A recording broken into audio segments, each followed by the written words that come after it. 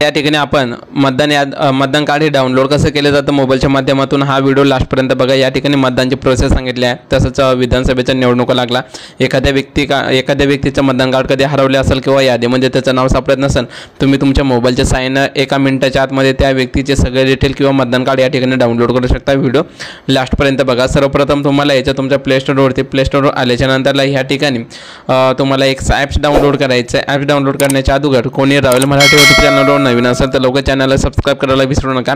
चला तर ह्या ठिकाणी वोटर हेल्पलाईन ही जे ॲप्स आहे या ठिकाणी तुम्हाला डाउनलोड करून घ्यायचं आहे।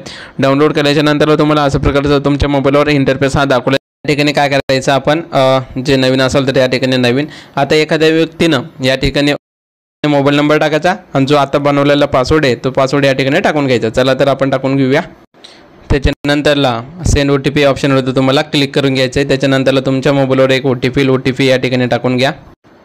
OTP टाकल्याच्या नंतरला लॉग इन ऑप्शनवर तुम्हाला क्लिक करून घ्यायचं। तर या ठिकाणी तुम्हाला जे तुमचं लॉग इन आहे किंवा युजर ID तर या ठिकाणी सक्सेसफुल झाले। आता या ठिकाणी करायचं काय आपल्याला, तर या ठिकाणी तुम्ही वोटर रजिस्ट्रेशनसुद्धा करू शकता, वोटर सर्व्हिस वगैरे डाउनलोड ही सगळी माहिती तुम्ही या ठिकाणी बघू शकता।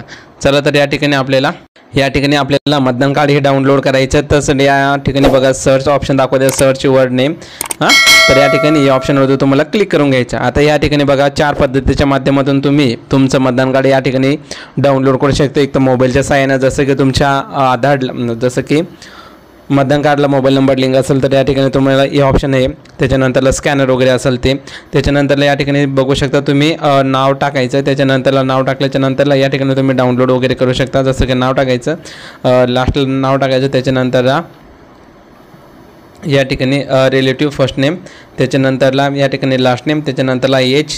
ओके, तर ही माहिती टाकल्याच्या नंतरला तुम्ही डाउनलोड करू शकता। आणि या ठिकाणी जसं की तुमच्याकडे मतदान कार्ड वगैरेचा नंबर वगैरे असेल तर या ठिकाणी तुम्ही नंबरसुद्धा टाकू शकता। सर्च ऑप्शन या स्कॅनर आहे, त्याच्यानंतरला हा ठिकाणी मोबाईल नंबरच्या साहाय्याने तुम्ही या ठिकाणी डाउनलोड करू शकता। सर्वप्रथम हे काय माहिती आहे का, सर्वप्रथम तुम्हाला नावाच्या साहाय्यानेच बेटर राहील। तर या ठिकाणी बघा, ज्या व्यक्तीचं मतदान कार्ड हरवलं किंवा मतदान यादीमध्ये नाव समजत नसेल तर या ठिकाणी त्या व्यक्तीचं सर्वप्रथम नाव टाकून घेऊ। चला तर नाव टाका। तर या ठिकाणी बघू शकता ज्या व्यक्तीचं मतदान कार्ड डाउनलोड करायचं त्या व्यक्तीचं नाव टाकायचं। त्याच्यानंतरला या ठिकाणी ओके सरनेम वगैरे टाकायचं। त्याच्यानंतरला या ठिकाणी तुमची वडिलाचं नाव टाकायचं, त्याच्यानंतरला सरनेम टाकून घ्यायचं।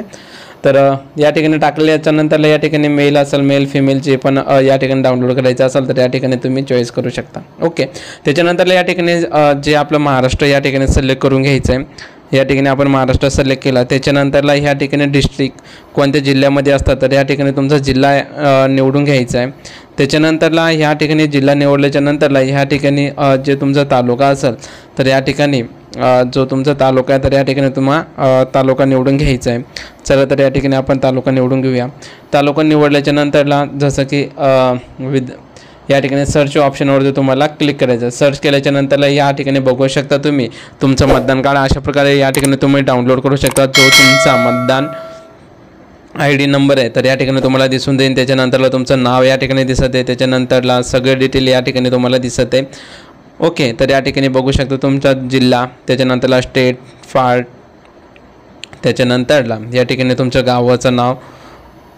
तर या अशा पद्धतीच्या माध्यमातून तुम्ही तुमचं मतदान कार्ड या ठिकाणी डाउनलोड करू शकता। एखाद्या मतदान कार्ड जसं की मतदान करायला गेल्याच्या नंतर एखाद्या व्यक्तीचं नाव यादीमध्ये सापडत नसेल तर तुम्ही मोबाईलच्या साहाय्याने या ठिकाणी चेक करू शकता। आणि व्हिडिओला शेअर करा, कारण की प्रत्येकाला मतदान करण्याचा अधिकार आहे। एखाद्या व्यक्तीचं मतदान यादीमध्ये नाव सापडत नसेल तर त्याला हा व्हिडिओ सर्च करा किंवा तुम्ही त्या व्यक्तीचं नाव अशा